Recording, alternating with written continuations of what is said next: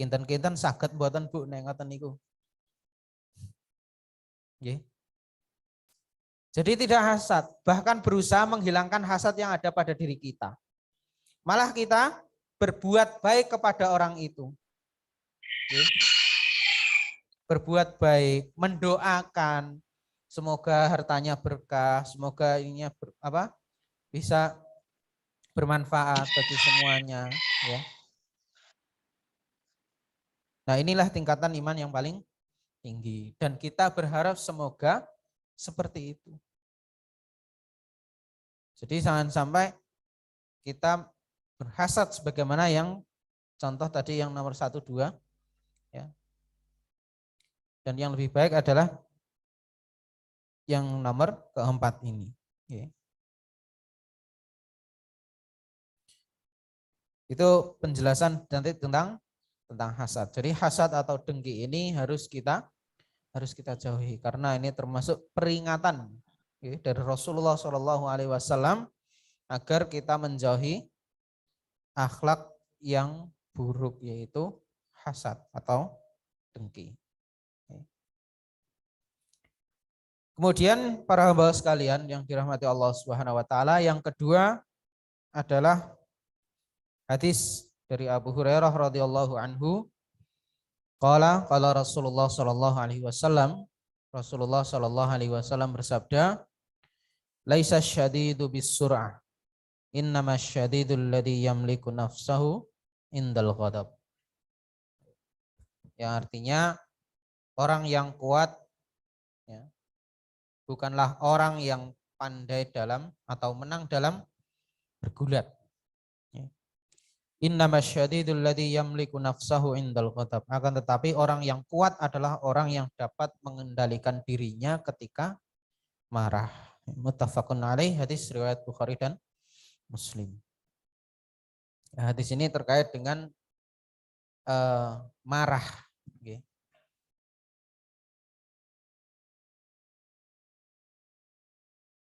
Inilah kekuatan yang terpuji, yang hanya sangat sedikit dimiliki oleh manusia.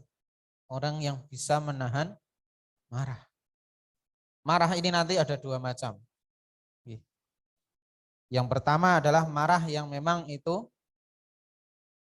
merugikan diri sendiri dan merugikan orang lain.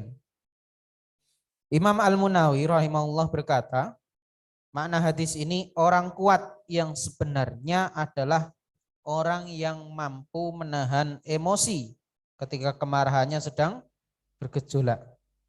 Dan dia mampu melawan dan menundukkan nafsunya ketika itu.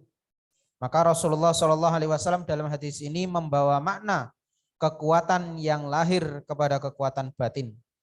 Barang siapa yang mampu mengendalikan dirinya ketika itu, maka sungguh ia telah mampu mengalahkan musuhnya yang paling kuat dan paling berbahaya, yaitu hawa nafsunya.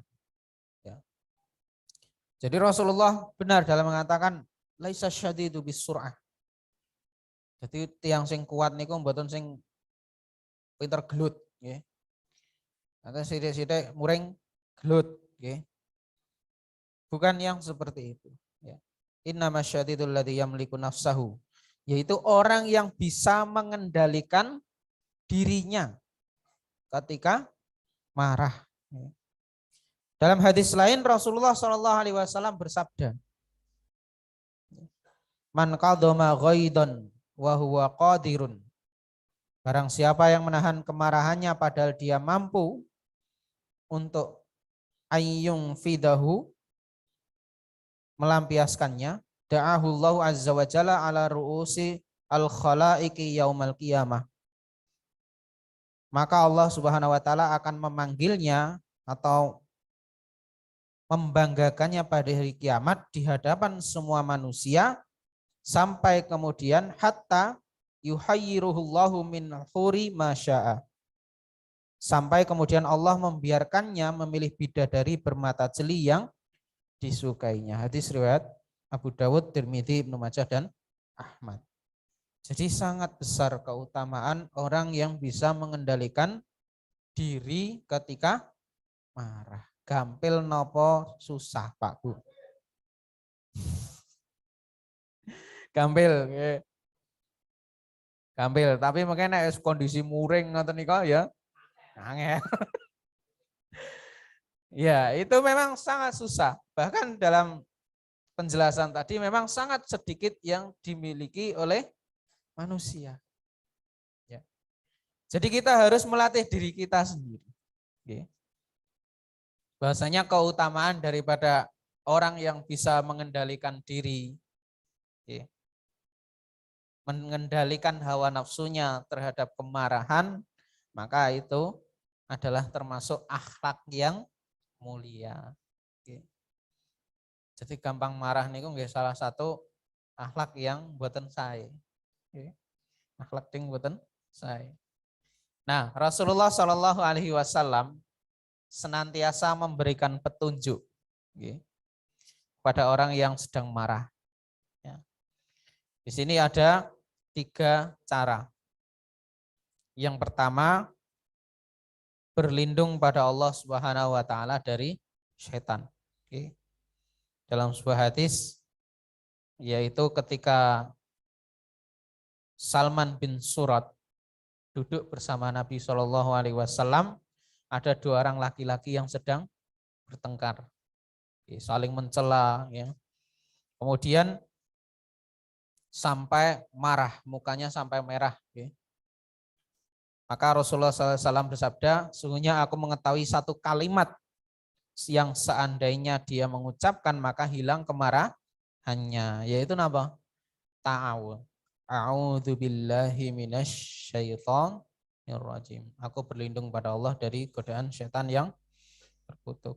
Ya, maka akan hilang yang marahan itu yang dirasakannya. Ini cara dari Rasulullah SAW yang pertama, ya, dalam menghilangkan kemarahan. Istighfar, astagfirullah, astagfirullah, a'udzubillahi minasyaitonirrajim. Di mana ketika marah itu kita sedang dikuasai oleh setan. Kemudian yang nomor kali, diam. Agar terhindar dari ucapan-ucapan yang buruk. Biasanya kalau marah niku mboten kok mukanya yang merah. Tapi biasanya nggih mengumpat, berkata-kata yang buruk, yang kotor, ya. Makanya dalam hadis ini Abdullah bin Abbas radhiyallahu anhuma bahwa Rasulullah bersabda, jika salah seorang di antara kalian marah, hendaknya dia diam. Oke. Diempet, Pak. Oh, nek lagi muring panas ngoten niku wis diempet meneng ae. Oke. Ana marah nek muring karo bojone apa Mas? Mau meneng. Oke. Mendel mawon, ya. Kemudian kalau bisa setelah itu dia mencari tempat yang ke tempat yang lain, ya. Itu yang kedua. Kemudian yang ketiga, duduk atau berbaring, ya. Agar kemarahan tertahan dalam dirinya dan akibat buruknya tidak sampai kepada orang lain. Ini sebagaimana yang disabdakan oleh Rasulullah Shallallahu Alaihi Wasallam dari Abu Dzar Al-Ghifari, jika salah seorang di antara kalian marah, hendaknya ketika dalam keadaan berdiri, hendaknya ia duduk. Jika masih belum hilang, maka hendaknya ia berbaring. Pun mang tinggal tilem mawon. Nek saged turu ngoten nggih alhamdulillah nggih. Lah nek mboten iso turu isine gur dongkol mawon ya. Gitu, ya. Jadi di antara cara tadi yang disebutkan oleh Rasulullah wonten 3. Ingkang sepindah napa, Pak? Ta'awud. Nggih. A'udzubillahi minasyaitonirrajim. Ingkang nomor kalih diam. Nggih. Ingkang nomor 3 duduk atau berbaring. Nggih. Itu adalah cara-cara yang disebutkan oleh Rasulullah Shallallahu Alaihi Wasallam dalam menghilangkan rasa marah. Sebenarnya rasa marah ini memang tidak bisa lepas dari manusia. Tapi bagaimana kita caranya agar kita bisa menahan, agar tidak melampiaskan kepada hal-hal yang mengakibatkan diri kita rugi dan orang lain. Dan agar kita terhindar dari akhlak yang buruk. Itu. Kemudian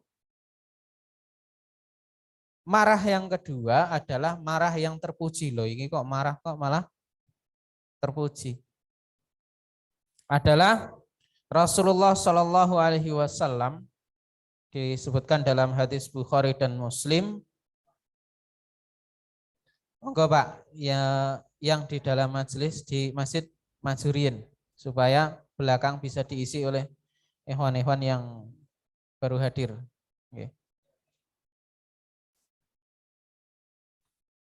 Rasulullah SAW menurut Ummul Mukminin Aisyah radhiyallahu anha, beliau tidak pernah marah karena urusan pribadi beliau. Okay. Kecuali memang ada sesuatu yang dilanggar batasan syariat Allah. Okay. Maka beliau SAW akan marah dengan pelanggaran tersebut karena Allah. Ya, ini adalah marah yang terpuji dalam Islam. Contoh saja baru-baru ini di Palestina, ya, itu ada seorang wartawati perempuan itu ditembak mati oleh Zionis. Ya, kemudian yang terbaru lagi itu ada Qubatus Sokhra yang dimunculkan oleh ekstremis Yahudi, ya, itu membuat poster, ya, isinya adalah Qubatus Sokhra itu dalam akan dirobohkan, ya. Itu kalau kita marah boleh, ya, tapi marahnya buatan ngerusak segala sesuatu, ya. Kita marah, ya, dan itu memang akidah kita, ya, di mana Masjidil Aqsa itu adalah kiblat pertamanya umat Islam. Oke. Tempat di mana mi'rajnya Rasulullah Shallallahu Alaihi Wasallam. Itu tempat yang mulia. Bahkan Allah Subhanahu Wa Taala menyebutkan dalam Al-Quran, Subhanalladzi asra bi 'abdihi lailan minal masjidil haram ilal masjidil aqsa alladzi barakna haulahu linuriyahu min ayatina, ya. Yaitu yang diberkahi sekelilingnya. Jadi Al-Aqsa itu adalah tanah yang diberkahi. Palestina itu adalah tanah yang diberkahi. Palestina itu adalah tempat di mana para ulama, para nabi dan rasul dilahirkan. Sebagaimana penulis dari kitab ini juga Ibnu Hajar Al-Asqalani. Imam Syafi'i lahir di Gaza. Itu adalah tempatnya para nabi, rasul dan para ulama. Jadi Mekah, Madinah dan Al-Quds itu adalah kota suci yang sama ketika, ya, Ka'bah misalnya akan dihancurkan oleh kaum kafir, maka kita sama sikapnya bagaimana ketika Al-Quds itu akan dihancurkan oleh Zionis, orang kafir. Ya. Kemudian hadis selanjutnya, hadis yang lain Aisyah radhiyallahu anha, sungguh akhlak Rasulullah Shallallahu Alaihi Wasallam adalah akhlaknya Al-Quran. Ya. Kemudian hadis riwayat Tabrani mengatakan beliau marah atau berhenti terhadap apa yang dibenci di dalam Al-Quran dan ridho dengan apa yang dipuji di dalam Al-Quran. Jadi akhlak Rasulullah Shallallahu Alaihi Wasallam itu adalah sebagaimana yang di dalam Al-Quran dan Sunnah. Apabila yang dipuji di dalam Al-Quran dan Sunnah, beliau puji. Dan apa yang beliau benci atau marah, itu adalah sebagaimana yang Allah benci dan marah di dalam Al-Quran.